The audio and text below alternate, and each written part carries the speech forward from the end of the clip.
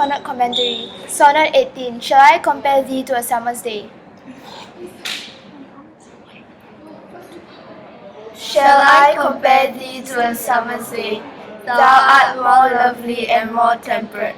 Rough winds do shake the darling buds of May, and summer's leaves have all too short a date. Sometimes too hot the eye of heaven shines, and often is his gold complexion dimmed. And every fair from fair sometime declines, by chance or nature's changing course untrimmed. But thy eternal summer shall not fade, nor lose possession of that fair thou art, nor shall death break thou wanderest in his shade, when in eternal lines to time thou growest. So long as man can breathe, or eyes can see, so long lives this, and this gives life to thee. The first three quatrains act as argument while the last couplet acts as a punchline or the purpose of the poem.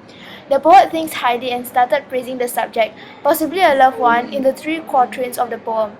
The poet starts off the poem with a question, comparing the subject with summer. The poet then builds on the image of the subject by describing the subject being better than summer. The first quatrain describes summer being short with a few rough winds, thus making it imperfect and not as good as the subject. The second quatrain then reveals more flaws of summer at being times too hot or dark. In the third quatrain, the poet describes the subject as to being an eternal summer, which will never fade nor lose beauty as opposed to the features of summer. The poet also continued to describe that even though the subject have already passed away, the subject's beauty will continue to show forever. Finally, the poet ended the poem with a turn and a couplet, which describes the poet's intention of writing this poem, to describe the perfection of the subject in the poem, and so long as this poem continue to live, the subject's beauty will never die even when the subject goes. Therefore, this form helps the poem to organize her ideas. In the quatrains, describe the subject, and ending the poem with a couplet which reveals her intention of writing this poem. The poet included imagery in the poem, comparing the subject to summer's day. The poet described the subject being more lovely and more temperate as compared to summer. With his use of imagery, readers can understand how he discovers that man's lovely beauty and love are more permanent than summer, which has rough winds.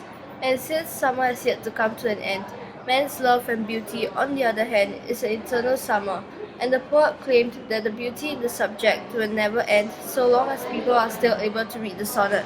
The use of imagery was useful in helping us to better understand how the poet highly thinks of the subject, and the poet's opinion on man's beauty as compared to nature's beauty, the summer. Throughout the poem poet maintained an adoring tone as the poet reveals the subject. This helps in giving the reader a more vivid image of his love and admiration for the subject. His tone also complemented with his hope, which is to ensure the beauty of the subject and continue to live on. Thank you.